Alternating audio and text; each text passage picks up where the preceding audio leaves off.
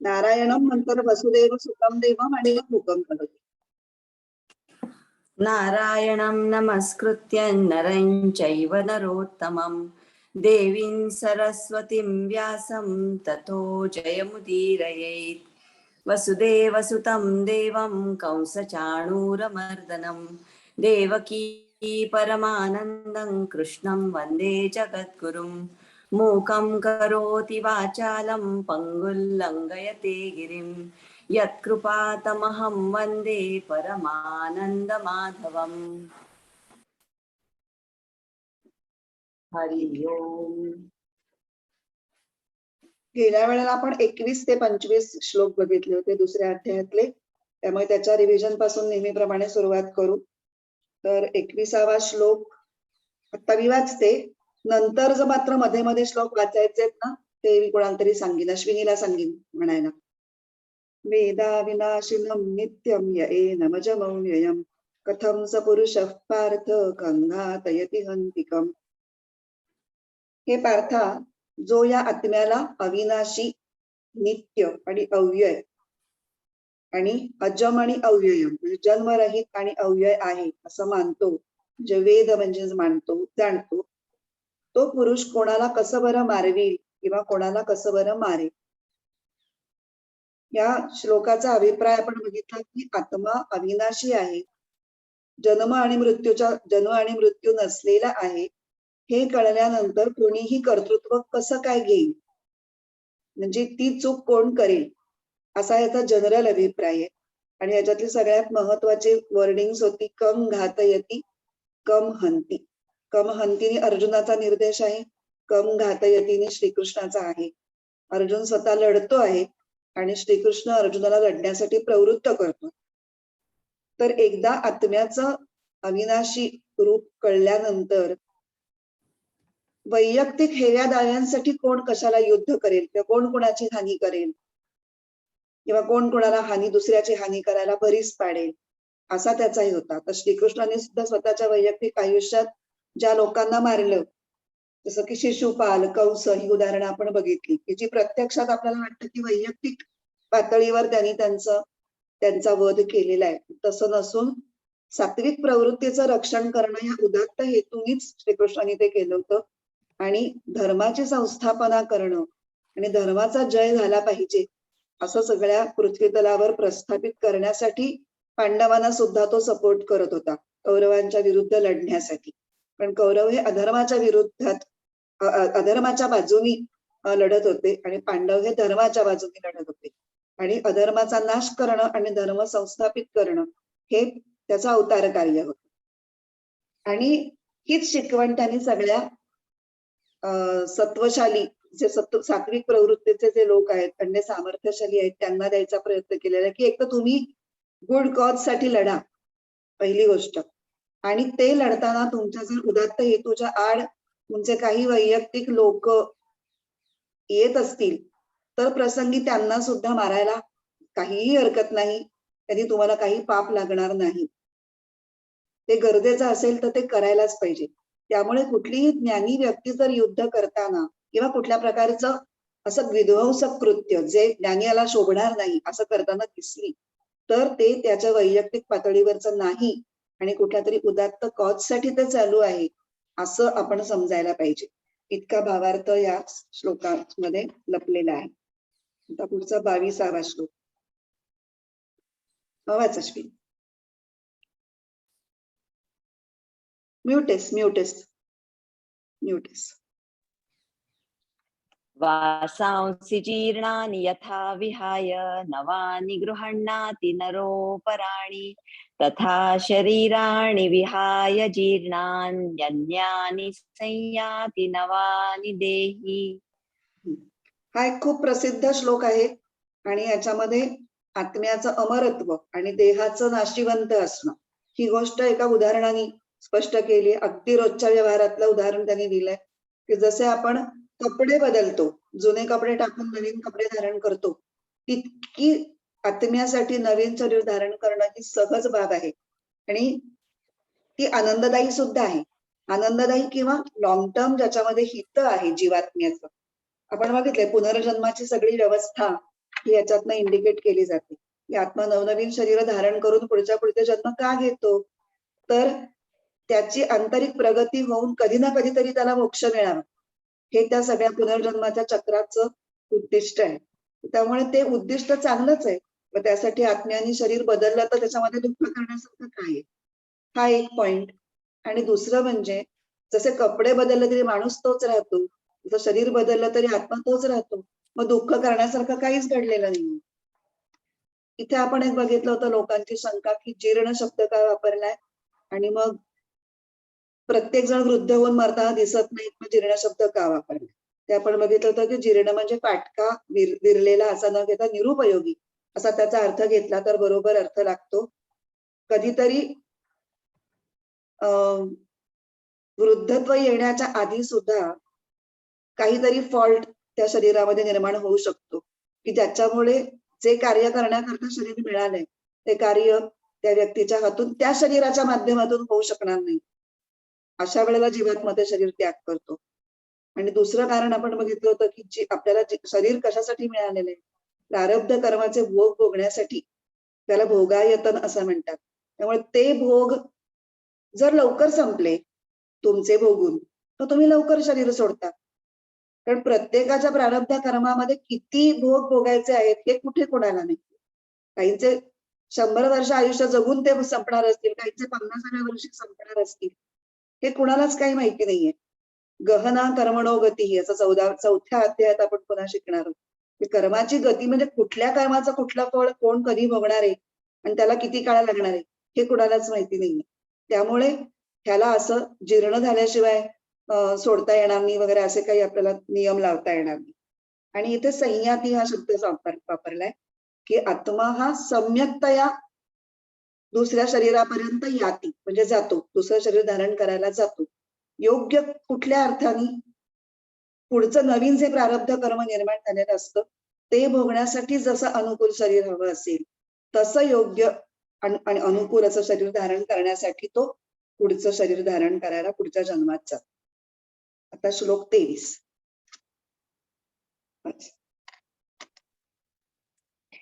नैनं छिन्दन्ति शस्त्राणि नैनं दहति पावकः न चैनं क्लेदयन्त्यापो न शोषयति मारुतः. इथे पुन्हा आत्म्याचं अविकारीपण आणि अविनाशीपण हेच पुन्हा एकदा ठसवून स्पष्ट केलेलं आहे. आता इथे 4 भूतांचा हे दिसतो. पावक म्हणजे अग्नी, आप म्हणजे पाणी आणि मारुत म्हणजे वारा. कुठलीही गोष्ट बाहेरच्या इन्फ्लुएन्सने जर नाश पावणार असेल तर कुठल्या कुठल्या प्रकाराने नाश पावली जाऊ शकते त्याचे त्यांनी 4 उल्लेख केले. पहिलं शस्त्रांचा उल्लेख केलेला आहे, मग अग्नी, मग पाणी आणि मग वारा. आता युद्ध चालू आहे त्यामुळे पहिली नाश करण्याची इन्स्ट्रुमेंट असणारे शस्त्र. शस्त्र संपल्यानंतर अधिक दाहक अस्त्र म्हणून अग्नीच आहे आणि त्याच्याही नंतर विशेष अस्त्र ज्याच्यामध्ये पाण्याच्या आणि वाऱ्याच्या संहारक शक्तीचा वापर युद्धामध्ये केला जाईल. हे युद्धभूमीच्या रेफरन्स मधून पाहताना. आणि तात्विक भूमिकेतून बघायला गेलं तर 4 महाभूतांचा उल्लेख आहे.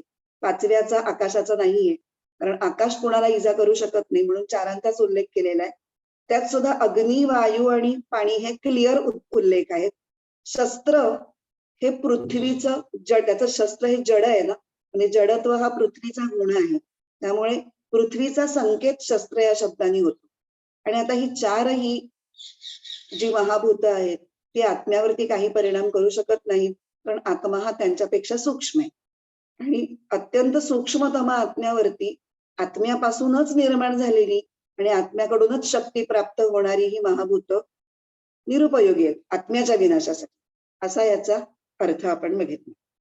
इथे आपण एक मंत्र बघितला होता याच्यामधला, तैत्तिरीय उपनिषदामधला, जिथे आत्म्यापासून ही भूत आणि पुढची सगळी सृष्टी कशी निर्माण होते त्याचा उल्लेख होता. आणि नंतर सगळ्यांना शक्ती पुरवणारा आत्माच कसे आहे हे सांगणारी एक केनोपनिषदातली गोष्ट आपण ऐकली होती. आता श्लोक 24. अच्छेद्योऽयमदाह्योऽयमक्लेद्यो शोष्य एव च नित्य सर्वगतस्थाणुरचलोऽयं सनातनः. आता मागच्या श्लोकातला जो मुद्दा आहे तोच पुढे इथे सुरू आहे. आणि आपण बघितलं होतं अच्छेद्य म्हणजे मारला, शस्त्राने तोडला न जाऊ शकणारा. अदाह्य अग्नीने जाळला जाऊ न शकणारा. अक्लेद्य म्हणजे भिजवला न जाऊ शकणारा. आणि अशोष्य म्हणजे वाळवला न जाऊ शकणारा. हे जे एक एक एक एक शब्द ज्या क्रमाने आहेत ते मागच्या ह्याच्यात एकेका चरणाला लागू पडतात. आणि दुसऱ्या ओळीमध्ये पुन्हा वर्णन आहे. नित्य सर्वगत स्थाणु अचल आणि सनातन. आत्म्याचं वर्णन करणारे सगळे शब्द आहेत. नित्य सर्वगत आणि सनातन हे आपले खूप डिस्कस करून झालेले आहेत. सर्वगत म्हणजे सर्वव्यापी, नित्य म्हणजे कायम टिकणारा, सनातन म्हणजे कायम तसाच राहणारा, काळाचा त्याच्यावरती काहीही परिणाम होत नाही असा. आणि राहता राहिले दोन, स्थाणु आणि अचल, हे सुद्धा स्थिर किंवा न हलणारे अशाच अर्थाचे जवळपास समानार्थीच आहेत. पण फरक बघितला होता त्याच्यामध्ये की स्थाणु म्हणजे बुंध्यातला किंवा तळातली स्थिरता दाखवतं आणि अचल हे टोकाची स्थिरता दाखवतं. वडाचं झाड बुंध्यामध्ये स्थिर असतं किंवा कुठलंही झाड म्हणू आपण, वड किंवा पिंपळ, पण त्याची पानं हलत असतात. तर आत्मा ना बुंध्यात हलतो ना टोकाशी हलतो, इतका तो स्थिर आहे. हे या स्थाणु आणि अचल या दोन शब्दांनी दाखवले. आता 25वा. अव्यक्तोऽयमचिन्त्योऽयमविकार्योऽयमुच्यते तस्मादेवं विदित्वैनं नानुशोचितुमर्हसि. पहा मात्र आपण जरा बघूयात, कारण आपण अव्यक्त आणि अचिंत्य असे दोन त्याचे हे पैलू बघितले. अचिंत्यतला एक छोटासा भाग राहिलेला आहे आपला. अव्यक्त सोपं आहे. व्यक्त म्हणजे जे पंच ज्ञानेंद्रियांनी आपल्याला परसिव्ह होऊ शकतं, जाणलं जाऊ शकतं, ते व्यक्त. आणि मग त्यामुळे नाम रूप आणि गुण असलेल्या सगळ्या गोष्टी या आपण पंच ज्ञानेंद्रियांनी त्याचा अनुभव घेऊ शकतो. आणि आत्मा मात्र त्याला नाम नाहीये, रूप नाहीये, गुण नाहीये, निर्गुण निराकार असा आहे. त्यामुळे तो त्याला अव्यक्त म्हटलंय. तो पंच ज्ञानेंद्रियांनी जाणला जाऊ शकत नाही. आणि तो असा प्रकारचा अव्यक्त आहे म्हणूनच तो अचिंत्यही आहे. कारण चिंतनाची प्रक्रिया कशी होते ते आपण बघितलं होतं. कुठल्याही विषयांचं ग्रहण केल्यानंतर संवेदनांच्या रूपाने कुठला तरी अंतःकरणावर संस्कार होतो आणि त्या संस्काराशी बुद्धी निगडीत होते. आणि मग पुढे विचार शृंखला, विचारांची साखळी आणि तर्क लावणं, या गोष्टीतून पुढे चिंतन केलं जातं. पण इथे आत्मा हा अशा प्रकारचा संस्कार निर्माणच करू शकत नाही. मग त्याचं चिंतन कसं करणार? म्हणजेच तो मन आणि बुद्धी यांनी सुद्धा त्याचं आकलन होऊ शकणार नाही. तो मन आणि बुद्धीच्या पलीकडचा आहे. कारण मन, बुद्धी, ज्ञानेंद्रिय सगळ्यांपेक्षा आत्मा सूक्ष्म आहे. सगळ्यांची शक्ती ही आत्म्यापासूनच डिराईव्ह झालेली आहे. आणि मग आपण ज्ञानेश्वरीतली एक ओवी, काही ओव्या वाचल्या होत्या, 148 ते 150. तर सगळ्या ओव्या आपण वाचणार नाही आहोत. त्यातली फक्त जी ओवी आपल्याला समजली नाहीये ती आपण फक्त बघणार आहोत. हा तर्काची ये दिठी, गोचर नोहे किरीटी, ध्यान याची ये भेटी, उत्कंठा आहे. हा तर्काच्या दृष्टीने बघायला गेलं तर तुमच्या आवाक्यात येणार नाही, तर्काने पकडला जाऊ शकत नाही. मात्र ध्यान याची ये भेटी, उत्कंठा आहे. ध्यान याच्या उत्कंठेने ह्याच्या भेटीसाठी तळमळत आहे. पुढचं एक फक्त वाचते. हा सदा दुर्लभ मना, आपुनो हे साधना, निस्सिमोह अर्जुना पुरुषोत्तम. हा मनाला दुर्लभ आहे, म्हणजे मनाने त्याचा ठाव घेता येणार नाही. आपुनो हे साधना, कुठल्याही इतर साधनांनी, म्हणजे ज्ञानेंद्रियांचा इथे आपण उल्लेख आहे असं समजायचं, त्यांनीही तो आपल्या कवेत येणार नाहीये. कारण हा निस्सीम आहे, हा अमर्याद आहे आणि पुरुषोत्तम आहे. हा गुणत्रय रहित आहे असं पुढच्या ओवीत म्हटले. आता आपण या ओवीबद्दल थोडंसं स्पष्टीकरण बघणार. हा तर्काची ये दिठी, ध्यान याची ये भेटी, उत्कंठा आहे. आता इथले बरेच जण योग मार्गातले आहेत, योगाचा अभ्यास करणारे आणि योग शिक्षक आहेत. त्यामुळे त्यांच्या पुढे मी ध्यानाविषयी काय बोलणार असा मला प्रश्न आहे. पण आपण टेक्निकल हे समजून घेण्यासाठी बोलूया. ध्यान म्हणजे काय? ध्यानाच्या अनेक व्याख्या आहेत. त्याच्यातली एक व्याख्या बघायची झाली तर साधी सोपी व्याख्या, सजातीय वृत्ती प्रवाह. वृत्ती म्हणजे विचार, प्रवाह म्हणजे सतत एकापुढे एक येणारे विचार, आणि सजातीय म्हणजे एकाच विषयाचे. वेगवेगळ्या विषयावरचं केलं तर मग ते खंडित चिंतन होईल. अखंड चिंतन, एकाच विषयाच्या बाबतीत येणारे सलग येणारे विचार म्हणजे ध्यान. अशी इथे ध्यानाची व्याख्या आपण गृहीत धरून पुढचं चिंतन करणार. आता इथे आपण आताच म्हणलं की हा अचिंत्य आहे आत्मा हा, पण तरीही आत्मा आपल्याला समजून घ्यायचा आहे, आत्म्याची अनुभूती घ्यायची आहे. मग आत्मा जरी अचिंत्य असला तरी हा आत्मा आपल्याला कसा समजून घेता येईल, तो आपल्या अंतरंगातच समजून घ्यायचा आहे हेही मिळेल. मग त्या आपल्या अंतःकरणामध्ये त्याचा वेध कसा घेता येईल हे तरी चिंतन आपल्याला किमान पक्षी करायलाच लागेल. मग ते चिंतन करायचं असेल तर आधी अंतःकरणाची स्थिती कशी पाहिजे, तर ते अंतःकरण स्वच्छ पाहिजे, त्यातली वासनांमधली अडगळ सगळी दूर झालेली असली पाहिजे. आणि चिंतन करण्यासाठी सगळ्या चिंता बाजूला व्हायला पाहिजेत. आपल्याला नॉर्मली कुठल्या चिंता असतात, अमुक अमुक कुठल्या गोष्टी कशा मिळतील, सगळ्या विषय वस्तूंच्या आपल्या व्यावहारिक चिंता, त्या सगळ्या चिंता जेव्हा आपण त्याच्यातनं मुक्त होऊ, वासना म्हणजे कुठल्या नवीन इच्छा आपल्या मनामध्ये निर्माण होणार नाहीत किंवा असलेल्या इच्छा आपल्याला छळणार नाहीत, इथपर्यंत आपण त्याच्यावर कंट्रोल मिळवला असेल, तेव्हा आपण आत्म्याच्या दिशेने चिंतन करायला सुरुवात करू शकतो. आणि मग हे करता करता आत्म्याच्या दिशेने म्हटलंय, आत्म्याचं म्हणता येत नाही कारण आत्मा चिंतनाचा विषय अजून होऊ शकत नाहीये. मग आत्म्याच्या दिशेने चिंतन करता करता आणि चिंता आणि वासनांच्या प्रभावाच्या बाहेर आल्यानंतर मग कधीतरी सर्व विचार हळूहळू थांबत जातील बाकीचे, आणि मग फक्त अस्तित्वाची जाणीव ही बळकट होत जाईल. आणि मग ती जी अस्तित्वाची जाणीव असेल त्या जाणीवेचीच फक्त बुद्धीने धारणा करायची. धारणा म्हणजे एकाच गोष्टीचा सतत विचार आणि फक्त अस्तित्वाच्या जाणीवेवरतीच लक्ष केंद्रित करणं म्हणजे अस्तित्वाच्या जाणीवेची धारणा, आणि ही बुद्धीने करायची. आणि हे करता करता इतर सगळं वैचारिक चिंतन सोडून द्यायचं. ह्यालाच आपण म्हणतो वेदांताच्या टर्मिनॉलॉजीमध्ये निदिध्यासन. आता हे जे टप्पे आहेत ते समर्थांनी फार छान शब्दात मांडलेले. तस्मात विचार करावा, देव कोण तो ओळखावा, आपुला आपण शोध घ्यावा अंतर्यामी. तस्मात विचार करावा हा पहिला टप्पा, म्हणजे तो चिंतनाचा, आत्मतत्वाच्या दिशेने केलेला विचार किंवा चिंतन. मग त्याचा परिणाम म्हणून काय झालं, पुढचा टप्पा, देव कोण तो ओळखावा. याचा परिणाम म्हणून परमात्मा हा आतच आहे ही समज येईल. आणि मग आपुला आपण शोध घ्यावा अंतर्यामी. मग परमात्म्यापर्यंत पोहोचण्यासाठी आपल्या फक्त अस्तित्वाच्या धारणेत राहणं म्हणजे आपुला आपण शोध घ्यावा. आणि इथे अस्तित्व म्हणजे कसं, शुद्ध अस्तित्व. तशी आपल्याला अस्तित्वाची जाणीव नेहमीच असते, व्यवहारात सुद्धा असते, पण ती काहीतरी किंवा कोणीतरी म्हणून असते.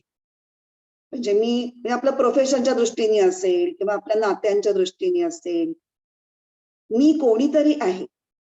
अगदी बाकी सगळ्या जाणीवा सोडल्या तरी किंवा मी स्त्री आहे, मी मनुष्य आहे, एवढी तरी जाणीव आपल्याला असतेच असते.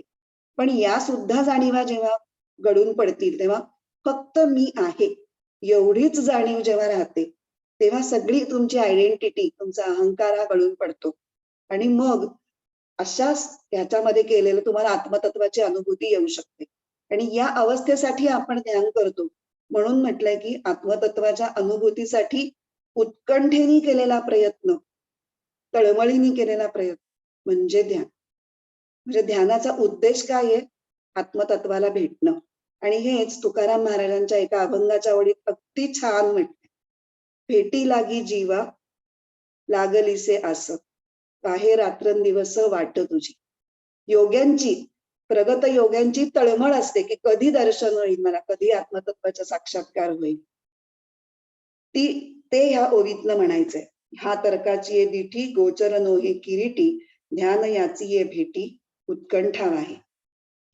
आणि मग अविकार्य, आता म्हणजे अचिंत्य झालं पहिलं, अव्यक्त झालं, मग दुसरं अचिंत्य झालं आणि तिसरं अविकार्य. अविकारी असल्याची आपण सखोल चर्चा केलेली आहे 20व्या श्लोकात. न जायते म्रियते वा कदाचित. तिथे 6ही विकार सृष्टीचा प्रत्येक घटकाचे आणि ते आत्म्याला कसे लागू होत नाहीत हे आपलं पाहिलंय. मग आता हे 3 जर गुण आत्म्याचे कळले तर म्हणजे तस्मात म्हणून एवम एनम विदित्वा हा आत्मा अशा प्रकारचा आहे हे कळल्यानंतर शोकाचं काही कारणच उरत नाही. अशा पद्धतीने हा 25वा श्लोक इथे संपतो. आता आपण 26वा श्लोक म्हणू. अथ चैनं नित्यजातं नित्यं वा मन्यसे मृतं तथापि त्वं महाबाहो नैवं शोचितुमर्हसि. आता आपण बघितलं की थोडासा विषय जरा वेगळ्या पद्धतीने मांडायला सुरुवात झाली. पण 25व्या श्लोकापर्यंत सांख्ययोगामधली आत्मतत्वाच्या ज्या काही सगळ्या संकल्पना आहेत महत्वाच्या त्या सगळ्या सांगून संपल्या. काय काय संकल्पना सांगितल्या? आत्मा नित्य आहे, अविनाशी आहे, तो सर्वव्यापी आहे, तो अप्रमेय आहे, म्हणजे तो मोजता येऊ शकत नाही, त्याच्यासाठी कुठलं प्रमाण उपयोगाचं नाही, आणि तो अविकारी आहे. अशा 4 मुख्य धारणा सांगितल्या. पण जर या संकल्पना अर्जुनाला पटल्या नसतील, समजल्या नसतील, आवडल्या नसतील किंवा पचल्या नसतील असं म्हणू आपण, ऐकल्या पण पटल्या नाही, पचल्या नाही, आणि त्याला जर सामान्य जडवादी किंवा भौतिकवादी लोक ह्याच्या एक्झॅक्टली अपोजिट जसा विचार करतात, त्याच्या विपरीत धारणांनुसार त्याला समजा आत्म्याकडे बघायचं असेल किंवा देहाच्या नाशाकडे बघायचं असेल असं म्हणून, तरीही शोक करत बसणं हे त्याच्यासाठी कसं योग्य नाहीये हे या पुढच्या आता 26, 27, 28 या 3 श्लोकांमधून श्रीकृष्ण सांगणार आहे. त्याच्या आधी आपण बघू की जडवाद म्हणजे काय आणि कोण असतात हे जडवादी. तर जे आत्म्याचं अस्तित्व वेगळ्या पद्धतीने मानतात किंवा जे मानतच नाही त्यांना जडवादी म्हणतात. तर 4 प्रकारचे लोक आहेत. एक बौद्ध आहेत, दुसरे लोकायतन किंवा चार्वाक ज्यांना म्हणतात, तिसरा गट आहे वेगळे चार्वाक, अन्य चार्वाक, आणि चौथे आहेत तार्किक. हे 4 लोक हे आत्म्याला जसं आपण मानतो नित्य अविनाशी अविकारी वगैरे वगैरे ते तो मानत नाही. बौद्धांचं काय आहे संकल्पना की आत्मा ज्ञान स्वरूप आहे, म्हणजे ज्ञान होतं म्हणजे आत्मा आहे, पण तो क्षणिक आहे आणि तो प्रत्येक क्षणी नाश पावतो आणि प्रत्येक क्षणी पुन्हा जन्म घेतो असं ते म्हणतात. सर्वम क्षणिकम सर्वम शून्यम अशी बौद्ध फिलॉसॉफी. सर्वम शून्यम म्हणजे काय? आपण काय म्हणतो, आपल्या अस्तित्वाच्या आधी आणि नंतर आत्मा कायम आहेच. आपण म्हणजे आपली शरीरं येतात आणि जातात. तर हे म्हणतात की पूर्वी सगळं शून्यच होतं, सृष्टी उत्पत्ती होण्यापूर्वी सगळं शून्यच होतं आणि सृष्टीच्या लयानंतर शून्यच होतं. आणि वेदांत आणि सांख्य तत्वज्ञान असं म्हणतात की जे नाहीच त्याच्यामधून अस्तित्व कसं काय जन्माला येऊ शकतं? आहे त्याच्यातूनच आहे हे येऊ शकतं, ज्याला आपण आहे असं म्हणू शकतो. अस्तित्व हे कशातनं तरी असलेल्या गोष्टीतूनच येऊ शकतं. बर, ठीक आहे, काहीच नव्हतं, मग हे कुणाला कळलं? काहीच नव्हतं हे तरी कुणाला कळलं? ते कळण्यासाठी तिथे कोणीतरी पाहिजे अस्तित्वात. अशा पद्धतीने वेदांत त्यांना बौद्धांना फोडून काढतात की शून्यातनं काहीही निघू शकत नाही, काहीतरी असलेल्यातनच दुसरं असलेलं बाहेर पडू शकतं. तर असं हे बौद्धांचं मत पाहिजे. दुसरं आहे ते लोकायतन किंवा चार्वाक म्हणतात. ते म्हणतात की देह हाच आत्मा आहे आणि ते फक्त प्रत्यक्ष प्रमाणच म्हणतात, बाकीची कुठली प्रमाणं मानतच नाही. आणि त्यामुळे ते जगाच्या सृष्टीच्या कारणभूत म्हणून 4च भूत मानतात, पृथ्वी आप तेज वायू.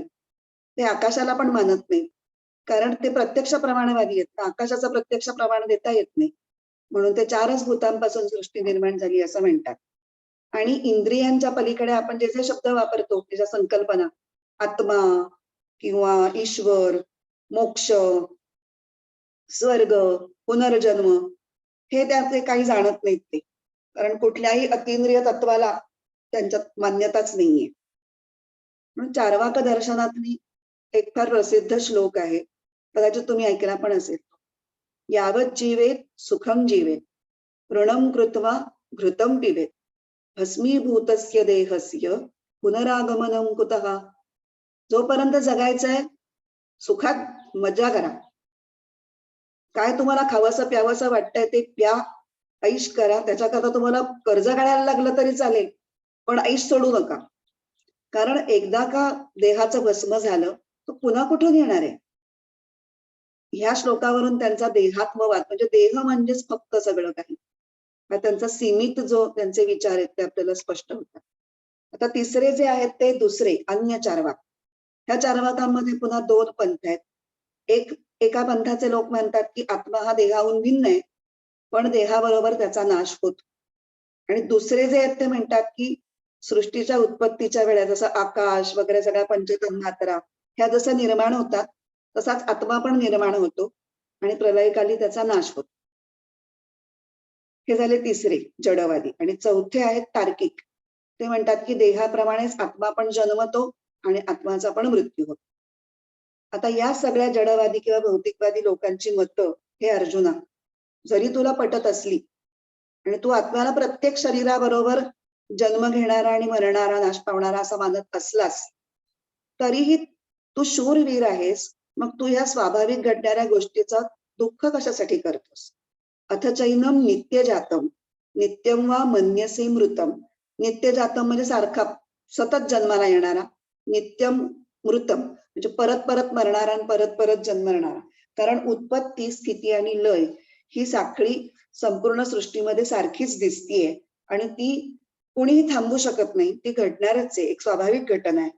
मग त्याच्यासाठी दुःख करण्याचं काय कारण? आता इथे आपण ज्ञानेश्वरीमध्ये या श्लोकाबद्दल काय म्हणलंय ते बघूया. एक त्यांनी दृष्टांत देऊन ही गोष्ट ही साखळी समजवायचा प्रयत्न केलाय ज्ञानेश्वरांनी. ओवी क्रमांक 153 आणि 54. जे आदि स्थिती अंतू हा निरंतर असे नित्यू जैसा प्रवाह अनुस्यूतू गंगा जळाचा. म्हणजे गंगा जळाचा उपमा दिलेली आहे. गंगेचा प्रवाह जसा अखंड वाहतोय, तो वाहताना दिसतोय, तो नित्य आहे असं वाटतोय, पण त्याचा प्रत्येक पाण्याचा बिंदू सारखा बदलतोय. म्हणजे पहिला जातोय दुसरा येतोय, पहिला जातोय दुसरा येतोय, पण कंटिन्युअसली इतकं फास्ट होतंय ते की ते अखंड असल्यासारखं भासतंय. सगळ्या बिंदूंचा मिळून एक प्रवाह नित्य वाहतो आहे. तसाच हा दृश्य जीवन प्रवाह. अनेक शरीर जन्माला येतात, अनेक मरतात, पण जीवन ऍज सच किंवा सृष्टी म्हणून अखंडपणे चालू आहे असं वाटतंय. हा असाच वाहतो आहे आणि पुढेही वाहणार आहे. मग जे वाहत आहे पुढे जात आहे त्याच्याबद्दल रडण्याचं काय कारण? ते आधी नाही खंडले समुद्री तरी असे मिनले आणि जातची मध्ये उरले दिसे जैसे. जे सुरुवातीला तो अखंड आहे, शेवटी समुद्रात गेल्यानंतर त्याचं काय होतं पुढे ते आपल्याला माहिती नाही, आणि मधला भाग जो आहे तो आपल्या दृष्टीसमोर अखंडपणे दिसतोय. मग हा आदी मध्य आणि अंत हे जे आहेत, जे आता इथे पाण्याच्या प्रवाहासाठी वापरले, ते आत्म्याच्या संदर्भात बघायचं झालं तर ते खरं आत्म्याला लागूच नाहीये.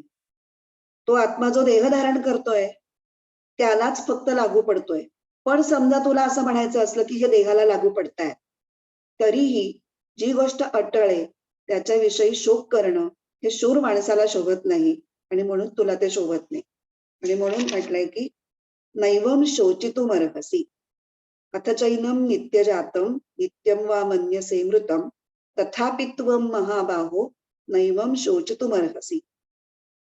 तुझी धारणा समजा वेगळी असली, जडवाद्यांप्रमाणे असली, तरी दुःख करू नकोस. आता हेच पुन्हा दुःख करू नकोस हीच गोष्ट वेगळ्या पद्धतीने परत सांगितली. हा 26व्या त्याच्यातला जो मुद्दा आहे तोच 27व्या मध्ये कंटिन्यू झालाय. 27व्या. जातस्य हि ध्रुवो मृत्युर्ध्रुवै जन्म मृतस्य च तस्माद् परिहार्येऽर्थे न त्वं शोचितुमर्हसि.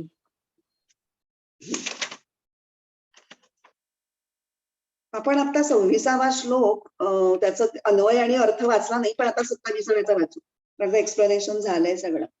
जातस्य हि ध्रुवः मृत्युः ध्रुवं जन्म मृतस्य च तस्मात् अपरिहार्ये अर्थे न त्वं शोचितुम अर्हसि. ही म्हणजे कारण. जातस्य ध्रुवः मृत्युः जन्मलेल्याला मृत्यू निश्चित आहे. च म्हणजे आणि मृतस्य ध्रुवम जन्म मृत्यू पावलेल्याला जन्म निश्चित आहे. तस्मात म्हणजे म्हणून अपरिहार्ये अर्थे अपरिहार्य गोष्टीसाठी त्वं शोचितुम न अर्हसि तुला शोक करणं उचित नाही. आता आत्मा कायम जन्मणारा आहे आणि मरणारा आहे. याच्यावरनं कन्क्लुजन आहे की जो जन्मलाय तो मरणारच आहे आणि जो मरणार आहे तो जन्मणारच आहे. हे थोडस पुढे गेले विचाराने या श्लोकामध्ये. आता गेल्या श्लोकामध्ये आपण भौतिकवादी दृष्टिकोन बघितला आणि त्याच्या आधी आपण बघतोय तो आस्तिकवादी दृष्टिकोन. त्याच्यामध्ये काय होतं की जन्म मृत्यूच्या चक्राचं एक निश्चित असं उद्दिष्ट आहे की पुढे पुढे आपले आंतरिक प्रगती होत जाऊन मोक्ष मिळावा. अंतिम ध्येय मोक्ष आहे आणि तो मोक्ष मिळेपर्यंत हे जन्म मृत्यूचं चक्र सुरू राहणार. आणि भौतिकवाद्यांच्या मते असं काही नाहीये, शून्यातूनच सगळे निर्माण होतात, शून्यातच जातात. पण ही दोन्ही जरी मतं बघितली तरी एक गोष्ट दोघांच्या कॉमन आहे की ते जीवन मृत्यूचं चक्र आहे किंवा अखंड साखळी आहे, हे मात्र दोघही जण मानतातच आहे. मग आता ही जर गोष्ट स्वाभाविक आणि अटळ असेल तर दुःख करण्याचं काहीच कारण नाही. ते कबीराचा एक छान दोहा आपण पाहूयात. शोक उसी का कीजिए जो अनहोनी होय.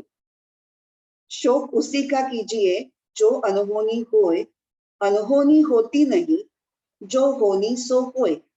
म्हणजे न घडणारी गोष्ट घडली तर मग शोक करा ना, म्हणजे ठीक आहे केला तर काही हरकत नाही, पण जे कधीतरी होणारच होते म्हणजे सगळ्यांनाच माहितीये की जे कधीतरी होणार आहे, ते घडल्यानंतर दुःख करण्याचं कारणच काय.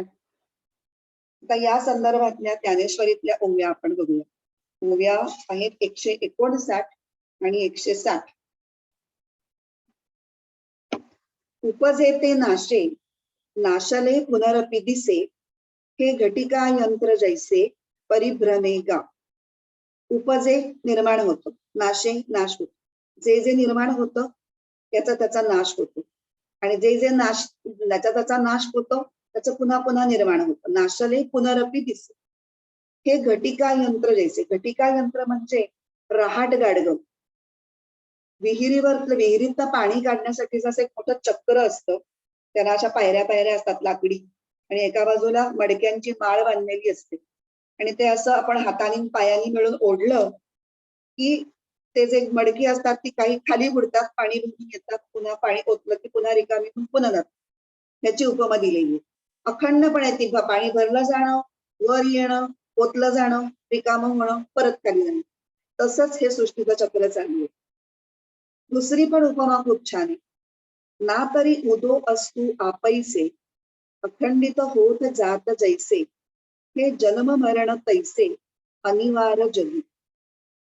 सूर्याच्या उदयास्ताचं चक्र कसं अखंड चालू आहे त्याची उपमा दिली की जगाच्या दृष्टीने सकाळी उदयाला आलेला सूर्य हा संध्याकाळी अस्ताला जाणार, तसंच जन्माला आलेल्या शरीराचा मृत्यू होणार आणि अस्ताला गेलेला सूर्य पुन्हा उद्या सकाळी जन्माला येणारच आहे.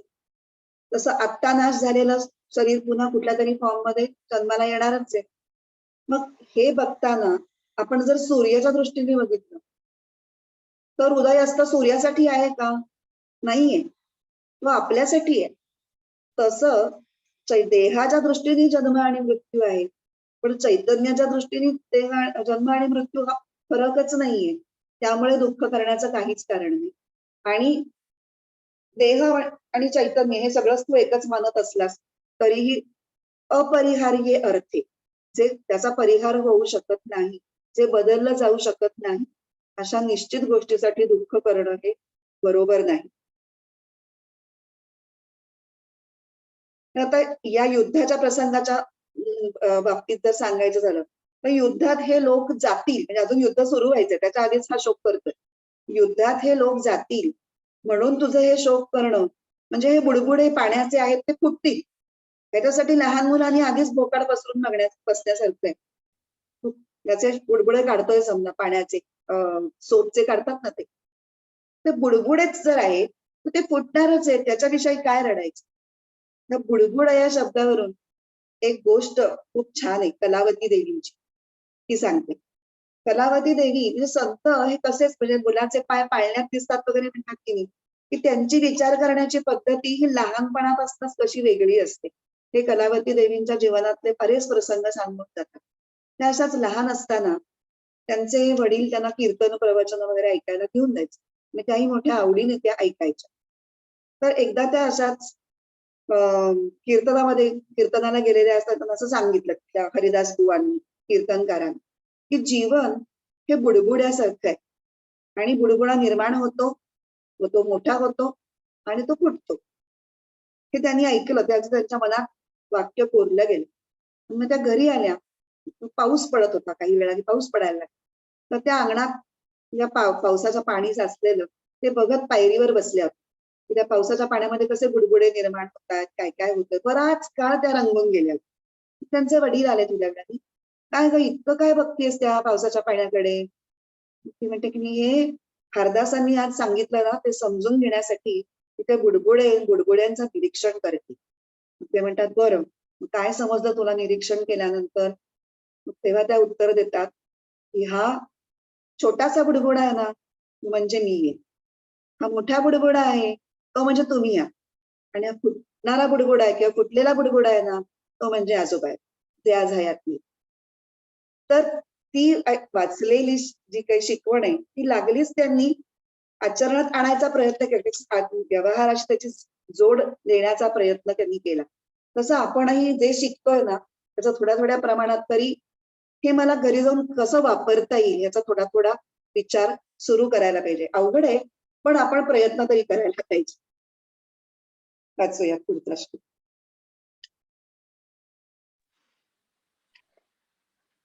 अव्यक्तादीनि भूतानि व्यक्तमध्यानि भारत अव्यक्तनिधनान्येव तत्र का परिदेवना.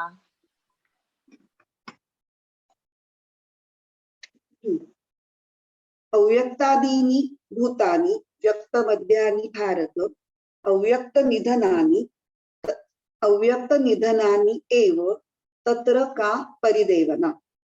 आता हाच मुद्दा म्हणजे आता मी म्हटलं या 3 श्लोकांमध्ये मिळून एकच गोष्ट थोड्या थोड्या पद्धतीने जरा बदलून बदलून किंवा थोडासा पुढचा विचार पुढे नेतो म्हणतात तसं तशा पद्धतीत नेलेलं आहे.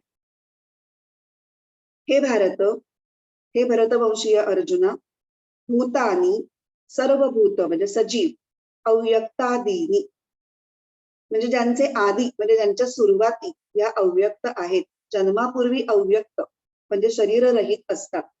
व्यक्त मध्यानी जन्मल्यावर मृत्यूपर्यंत मधल्या काळामध्ये व्यक्त म्हणजे शरीरधारी होतात.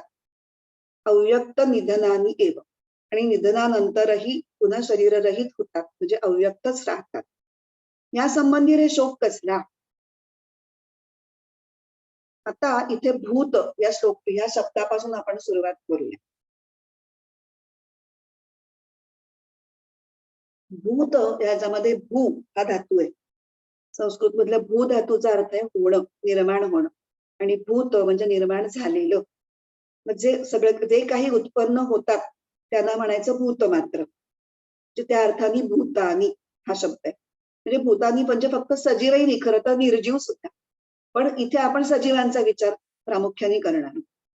आता मागच्या ओळीमध्ये काय वाचलंय आपण? आत्ताच्या गेल्या श्लोकावरच्या ज्ञानेश्वरीतल्या ओळीमध्ये उपजे ते नाशी, नाशले पुनरपी दिसे. हेच जर बघितलं तर जी भूत उत्पन्न होतात त्यांचा नाश होतो, म्हणजे जे नाश होतात ती पुन्हा उत्पन्न होतात. त्यामुळे जन्म घेण्यापूर्वी ही भूत दिसत नाही आणि मेल्यानंतरही पुन्हा ती दिसनाशी होतात. मग ही शरीर म्हणजे हे जीव कुठून आले, कुठून येतात, कुठे जातात हे माहिती नाही. फक्त मधल्या काळात ते आपल्याला दिसतात शरीर रूपाने. मग ही जी शरीर फक्त काही काळापुरतीच दिसणार आहे, म्हणजे त्याचा शरीरांचं क्षणभंगूर असणं किंवा खूप तात्कालिक तात्पुरतं असणं, ह्या तात्पुरत्या गोष्टींबद्दल शोक करू नये असं तत्वज्ञाना दृष्टीने हा मुद्दा सांगायचा. आता इथे ग. दी. माडगुळकरांची एक प्रसिद्ध म्हणजे मला वाटतं गीता रामायणामधलं एक गीत आहे, त्याच्यामधल्या 2 ओळी मला या संदर्भात आठवतात. 2 ओंडक्यांची होते सागरात भेट, एक लाट तोडी दोघा पुन्हा नाही गाठ. हे पुन्हा उपजे नाशे, नाशे पुन्हा उपजे दिसे. हे सगळं जर आपण बघितलं तर आपल्या जीवनामध्ये अनेक व्यक्ती आपल्या संपर्कात येतात आणि त्या काही काळाने जातात. ज्यांचे आपली प्रारब्ध कर्मानुसार काही ना काही ऋणानुबंध म्हणून किंवा लागेबांधे, काही अनसेटल्ड अकाउंट्स असतील, त्या सगळ्या व्यक्ती वेगवेगळ्या नात्यांच्या रूपाने आपल्या जीवनात येतात. आपण प्रमाणाबाहेर त्यांच्यात गुंततो कारण आपली धारणा असते की हे सगळं परमनंट आहे. हे जे तीनही श्लोक आहेत ते ही गोष्ट सांगतायत की हे सगळं टेम्पररी आहे. ते टेम्पररी म्हणून जर बघितलं तर तुम्हालाच त्याचा त्रास कमी होईल. आणि ही गोष्ट आपल्याला इम्प्लिमेंटेशनच्या दृष्टीने खूप आवश्यक आहे. पण खूप लहान लहान गोष्टींमध्ये आणि प्रत्येक नात्यामध्ये गुंतायला लागतं, म्हणजे जीव लावायला लागतो, त्याशिवाय नाती निर्माणही होत नाही. पण प्रमाणाबाहेर नको, प्रमाणाबाहेर नको, ही गोष्ट सांगायची. मग कितीही जवळची नाती असली, मग आपले आई वडील, भाऊ बहीण, पती पत्नी, तरीही ती एक ना एक दिवस ती आपल्याला सोडून जाणार आहेत किंवा आपल्याला त्यांचा निरोप घ्यावा लागणार आहे. ही गोष्ट आपल्या मनामध्ये जर सदैव असली तर आपल्या वागण्यामध्ये थोडासा बदल होऊ शकतो.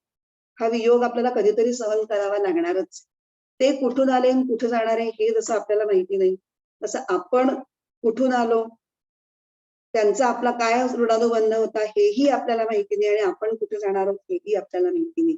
त्यामुळे ही जीवनाची क्षणभंगुरता आणि नाशवंत असणं ही गोष्ट चिन्मयानंदांनी एका वेगळ्या पद्धतीने सांगायचा प्रयत्न केलेला आहे. एक वेगळा दृष्टांत दिलेला आहे, की स्वप्नात येणाऱ्या सगळ्या गोष्टी असतात. स्वप्नात समजा एखाद्याला खूप मुलं झाली, ती मुलं त्याला त्रास देत आहेत आणि तो त्याच्या चिंतेने असा अगदी भंजाळून गेलाय. पण ती मुलं स्वप्न सुरू होण्यापूर्वी कुठे होती? माहिती नाही. स्वप्न संपवून तो जेव्हा जागा होईल, तेव्हा ती मुलं परत दिसणार आहेत का? नाही दिसणार आहेत. ती चिंता असणार आहे का? नाही असणार आहे. म्हणजे फक्त स्वप्न चालू असण्याच्या काळामध्ये स्वप्नातली सगळी सृष्टी असते. म्हणजे आधी ती अव्यक्त होती, नंतरही ती अव्यक्त आहे आणि मध्ये फक्त ती व्यक्त आहे. आता अगदी ह्याच प्रमाणे अव्यक्तापासून उद्भवणारी म्हणजे निर्माण होणारी आणि पुन्हा अव्यक्तातच लय होणारी आणि फक्त मधल्या अवस्थेत दिसणारी किंवा अनुभवाला येणारी ही सगळी जी नामरूप असलेली सृष्टी आहे, ज्याच्यामध्ये आपण राहतो, व्यवहार करतो, ती सुद्धा त्या स्वप्ना इतकीच कल्पित आहे. तात्पुरती आहे, एखाद्या बुडबुड्यासारखी आहे. तो बुडबुडा फुटणारच आहे कधीतरी आणि तितकीच ती भासमान आहे. गौडपादाचार्य आपल्या कारिकामध्ये, जे गौडपाद कारिका ज्या आहेत त्याच्यामध्ये एका कारिकेत हीच गोष्ट म्हणतात की आदावंते च यन् नास्ति वर्तमानेपि तत्तथा. आदावंते म्हणजे आदौ अंते च, आदौ म्हणजे सुरुवातीला किंवा आधी आणि अंते म्हणजे नंतर. यत न अस्ति जे नसतं, म्हणजे सुरुवातीला आणि शेवटी जे नसतं. वर्तमाने अपि तत् तथा एव नास्ति. चालू काळात सुद्धा ते नाहीच आहे म्हणून समजा. आणि म्हणून आपण त्याला टर्मिनॉलॉजी काय दिलेली आहे? मिथ्या असत. आपण मागे जेव्हा ज्या 3 सत्ता बघितल्या, पारमार्थिक सत्ता आणि प्रातिभासिक सत्ता आणि व्यावहारिक सत्ता. खरं म्हणजे या 3 सत्ता असण्याची गरजच नाही. 2च सत्ता खरं म्हणजे आहेत. एक पारमार्थिक आणि एक प्रातिभासिक. व्यवहार सुद्धा तितकाच भासमान आहे असं जर आपल्याला पटलं तर व्यावहारिक सत्ता मागण्याचीच गरज नाही. ती पण तितकीच भासमान आहे हे आपल्याला पटलं तर, पण ते पटत नाही ना आपल्याला. त्याच्यामुळे ती व्यावहारिक सत्ता नावाची तिसरी सत्ता शंकराचार्यांना सांगावी लागली की ठीक आहे बाबा, व्यावहारिक सत्ता माना, कारण भासामधलं प्रत्येकाचा भास निराळा आहे. इथे सगळ्यांना एकच डोंगर दिसतोय, एकच नदी दिसतीये, तर थोडासा फरक आहे, तर मानूयात आपण व्यावहारिक सत्ता म्हणून. पण आहे ती भासमानच, आहे ती कल्पितच. आता आपण तत्वज्ञान शिकतोय तर आपण हळूहळू हे स्वतःला पटवायला हरकत नाही की हे आपण जर खरं मानलं तर आपलं गुंतणं वाढेल, भासमान म्हणलं तर आपलं गुंतणं आपल्याला थोडंसं आटोक्यात ठेवायला जमेल. आता इथे जो अव्यक्त शब्द वापरलाय ना, तो थोडा ट्रिकी आहे ना, म्हणजे त्याचा इथे आपल्याला नीट अर्थ बघायला पाहिजे. आतापर्यंत 25व्या श्लोकामध्ये आपण काय बघितलं? अव्यक्त हे आत्म्यासाठी, आत्म्याच्या संदर्भात वापरलेलं त्याचं वर्णन करणारा शब्द आहे. आता तोच जर अर्थ आपण इथे घेतला तर काय अर्थ होतो तो मी आधी सांगते. म्हणजे हे अव्यक्त आत्मतत्व भूतांच्या रूपाने व्यक्त होतं आणि ही भूत पुन्हा नाश पावल्यानंतर अव्यक्तात विलीन होतात. आता इथे अव्यक्त हे आत्मतत्व म्हणतोय हा आपण, म्हणजे आत्म्यातून बाहेर, आत्म्याचा रूपांतर भूतांच्या मध्ये होतं आणि भूतांचं रूपांतर पुन्हा आत्म्यामध्ये होतं. असं जर आपण म्हणलं तर काय प्रॉब्लेम होईल? आपण आत्म्याला अव्यक्त म्हटलंय, पण बाकी पण बरंच काय काय म्हटलंय. अविकारी म्हटलंय त्याला. त्याच्यात कुठलाही विकार शक्य नाहीये, त्याचं रूपांतर होणंही शक्य नाहीये. मग जर आपण असं म्हटलं तर त्याचं रूपांतर होतं असं आपणच म्हणतो. म्हणजे आपणच एका स्टेटमेंटनी आपण आधीचे म्हटलेलं दुसरं तत्व कॉन्ट्रडिक्ट करतोय, खोडून काढतोय. असं जेव्हा होतं ना, तेव्हा त्याला अनवस्था प्रसंग असं म्हणतात. आणि म्हणून इथे अव्यक्ताचा अर्थ आत्मा असा न घेता अव्यक्ताचा अर्थ इथे प्रकृती असा घ्यायला पाहिजे. प्रकृतीच्या साहाय्याने म्हणजे जी काही सृष्टी उत्पन्न होते ती प्रकृती उत्पन्न करते. आत्मा हा निष्क्रिय आहे. मग आत्म्याची उपस्थिती मात्र आवश्यक असते. कारण चैतन्य पुरवणं एवढं आत्म्याचं काम आहे. बाकी सगळ्या घडामोडी, पण सृष्टी जड आहे आणि त्याला मटेरियल लागतं सगळं. ते मटेरियल कुठलं आहे? त्रिगुण, सत्व, रज, तम. आणि प्रकृती कशी आहे? त्रिगुणात्मक. तर त्रिगुणात्मक प्रकृती आत्म्याच्या म्हणजे चैतन्याच्या उपस्थितीत अव्यक्त असते आधी. ती भूतांच्या रूपाने व्यक्त होते आणि भूत जेव्हा नाश पावतात तेव्हा ती पुन्हा अव्यक्त प्रकृतीत मिसळतात. असं जर म्हणलं तर मग आपला प्रॉब्लेम आत्म्याच्या दृष्टीने अनवस्था प्रसंग आपण टाळू शकतो. प्रकृतीच्या बाबतीत आपण असं म्हणू शकतो की प्रकृतीच्या दोन अवस्था आहेत. एक अव्यक्त अवस्था, एक व्यक्त अवस्था. कारण बदलणं, रूपांतर होणं हा प्रकृतीचा स्वभाव धर्मच आहे. त्यामुळे त्यात कुठलीच कॉन्ट्राडिक्शन निर्माण होत नाही असं म्हटल्यामुळे. मग आपण कसं म्हणणार? अव्यक्त प्रकृतीतून जीव व्यक्त दशेला येतात, मग त्यांची शरीरं वाढतात, मग काही अंतरानंतर त्यांचा ऱ्हास व्हायला लागतो आणि मग त्यांचा नाश झाल्यानंतर ती व्यक्त शरीरं पुन्हा अव्यक्त प्रकृतीत मिसळतात. अशा अर्थाने आपण जेव्हा अर्थ लावला की मग व्यक्त प्रकृती म्हणजे काय होतं? दृश्य जगत. पण हे दृश्य जगत कशाच्या आधारावरती दिसतं किंवा टिकून असतं? अव्यक्त अशा आत्म्याच्या आधारावर. ते अधिष्ठान लागतंच. आणि आत्मा हा नेहमीच अव्यक्त असतो. तो प्रकृतीसारखा कधीच व्यक्त होत नाही. अव्यक्त आत्म्याच्या सततच्या उपस्थितीमध्ये प्रकृती एकदा अव्यक्त, एकदा व्यक्त, एकदा अव्यक्त, एकदा व्यक्त असं रूपांतर होत राहतं.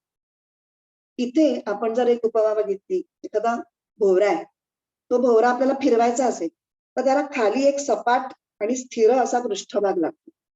तरच तो नीट फिरू शकेल.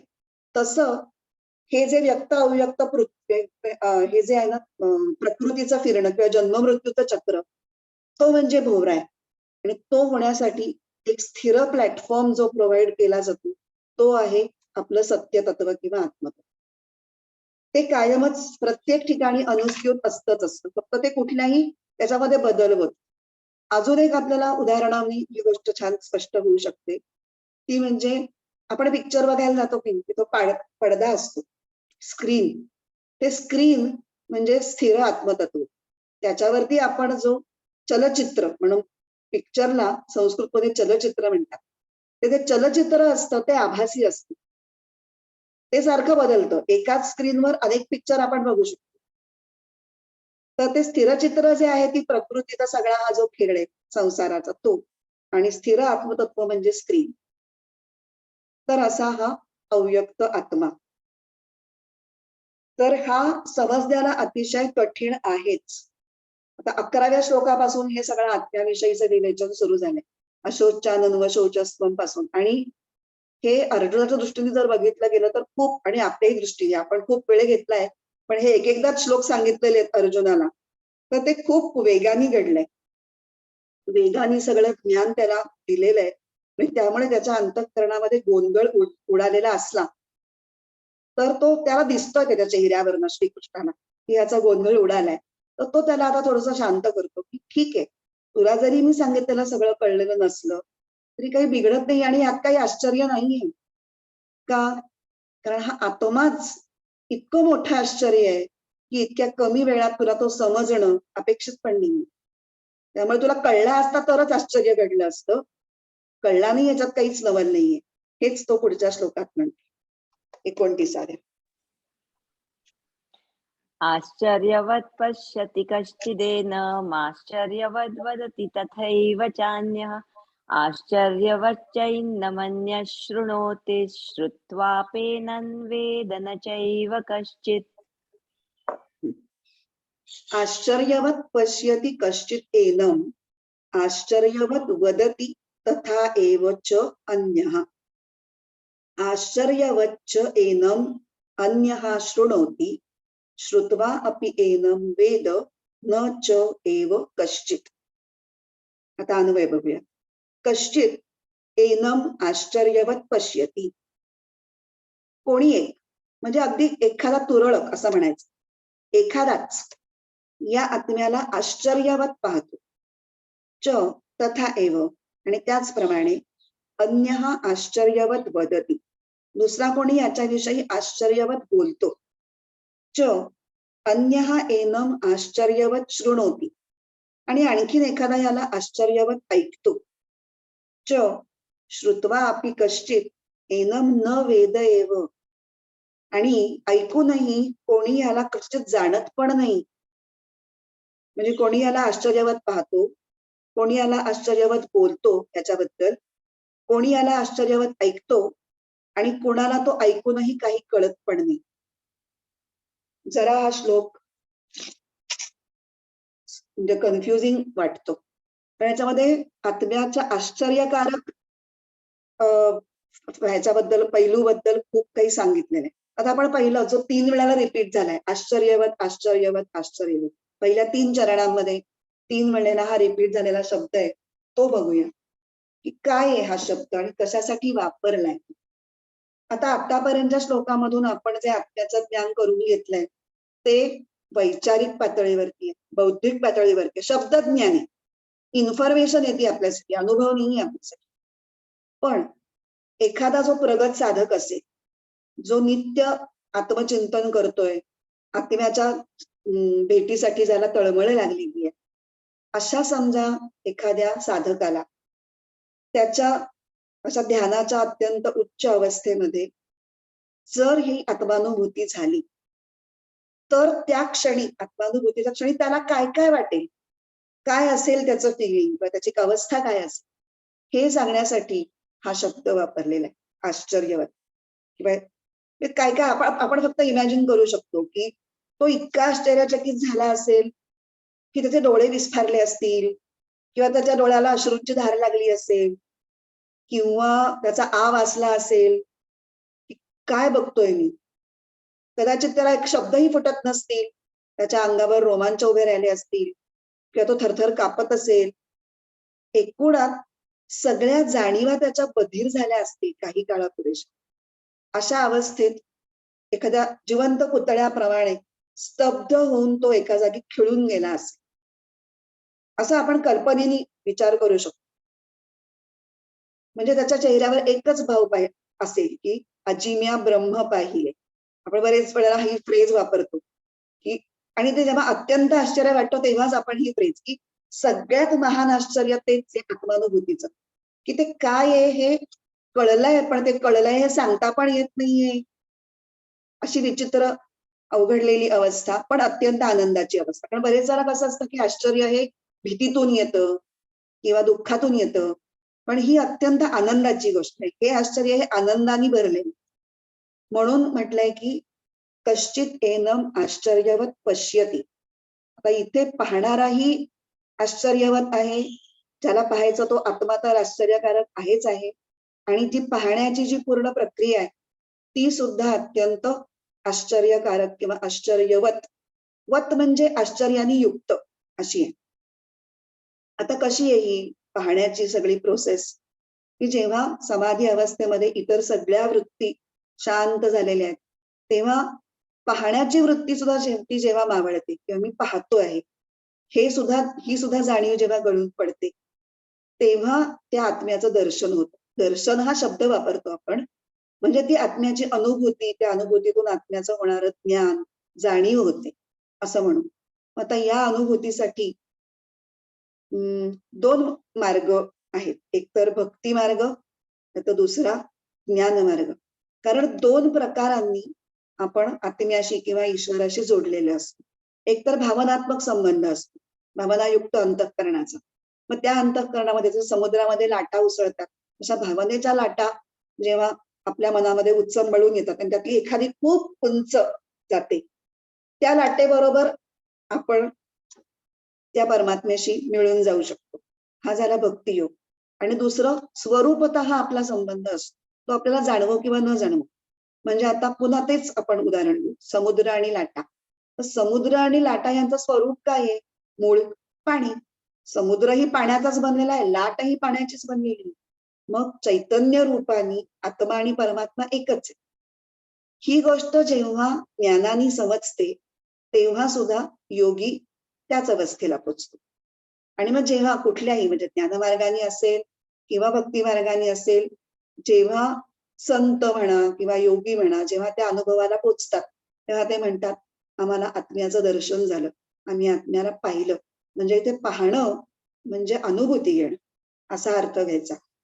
आणि मग म्हणून समर्थ रामदासांच्या शब्दामध्ये सांगायचं झालं तर, तया पाहता पाहता तेच झाले, इथे लक्ष आलक्ष सर्वे बुडाले. सगळं म्हणजे ध्येय ध्यान ध्याता आणि ध्येय ही त्रिपुटी संपली आणि तो एकरूप झाला. त्यालाच आपण वेदांताच्या भाषेत काय म्हणतो? ब्रह्मविद ब्रह्म एव भवती. ब्रह्म जाणणारा हा ब्रह्मच होऊन जातो, तेव्हाच तो जाणू शकतो. आणि तुकारामांच्या शब्दात, तुकारामांचे शब्द साधे सोपे आहेत. देव पहावया गेलो, तेथे देवची होऊनी ठेलो. तुका म्हणे धन्य झालो, आजी विठ्ठला भेटलो. इथे हे सगळं म्हणजे आपल्या श्लोकातला पहिला चरण, कश्चित एनम आश्चर्यवत पश्यती. आपण आज आता इथेच थांबूया, कारण पुढचीही हा श्लोक जरा सांगायला थोडा वेळच लागणार आहे आणि तो सावकाशीनेच आपण समजून घेऊया. आतापर्यंत सांगितलेल्या याच्यामध्ये काही जर कळलं नसेल किंवा काही शंका असेल तर विचार. ते ज्ञान मार्ग आणि भक्ती मार्गाचं पुन्हा एकदा सांगा ना, ते समुद्र आणि हे सांगितलं. हा, भावनात्मक अंतःकरणाने पण आपण ईश्वराशी जोडलं जाऊ शकतो. मग भावनांचे कसे हेलकावे असतात ना, भावना अशा स्थिर नसतात. त्याच्या भावनांच्या जशा लाटा असतात कमी अधिक, काही छोट्या काही मोठ्या. तेव्हा जेव्हा अत्यंत भाव आपला पराकोटीला पोचेल तेव्हा जणू काही भावनेची एक मोठी लाट उसळेल आणि त्याच्याबरोबर आपण परमेश्वराशी समर्पित होऊ किंवा त्याच्याशी एकरूप होऊ. हा भावनात्मक संबंध झाला. त्याच्यामध्ये ज्ञान फारसं नाहीये. आणि ज्ञानात्मक संबंध म्हणजे काय, की त्याचं आणि माझं स्वरूप एकच आहे. पाणी हेच स्वरूप आहे. मग तुम्ही त्यांना छोटा जर एक तरंग उमटेल किंवा एक लाट उमटेल, तुम्ही लाट म्हणताय छोट्या प्रमाणात. सीमित जर घेतलं पाण्याचं स्वरूप तर तुम्ही त्याला लाट म्हणताय. तर असीम अमर्याद याच्यामध्ये बघितलं तर तोच सागर आहे. पण दोन्हीकडे पाणी हे कॉमनच आहे ना. पाणी काढून घेतलं तर ना समुद्र राहील ना लाट, होऊच शकणार नाही. तर त्या ह्याच्यावर जीवात्मा आणि परमात्मा हे सेमच आहेत. हे जेव्हा आंतरिक ज्ञान, मग ते भक्तीतून होईल, कुणाला कुणाला ज्ञानातून होईल. ते झाल्यानंतर तुमचा हा भेद मिटेल आणि तुम्ही ब्रह्माशी एकरूप किंवा आत्म्याशी एकरूप होऊ शकाल, असं म्हणायचं. खरं तर हे मार्ग म्हणताना तसे खूप निराळे, पण बरेच संत, आता तुकारामांचं सुद्धा जे आपण एक अभंग बघतो, आपण पुढच्या ऍक्च्युअली आश्चर्यवद वदती तथैव चान्यः त्याच्या निरूपणामध्ये हे स्पष्ट होईल. त्याच्यावरतीच आहे की भक्त सुद्धा कुठल्या लेव्हलला जाऊन त्यांना शेवटी ते भक्तीची परिणती ज्ञानामध्ये होतेच. आणि मग ते जे बोलतात ते ज्ञानच बोलतात. फक्त ते वृक्ष पद्धतीने नसतं किंवा अवघड अगम्य भाषेत नसतं, ते सोप्या भाषेत असतं. आणि तेही कसं आश्चर्यकारक असतं. हाच पुढचा मुद्दा आपण पुढच्या वेळेला बघू. प्रार्थना घेऊया. ओम पूर्णमद पूर्णमिदं पूर्णात् पूर्णमुदच्यते पूर्णस्य पूर्णमादाय पूर्णमेवावशिष्यते. ओम शांति शांति शांति. हरिः ओम. श्री गुरुभ्यो नमः. हरिः ओम.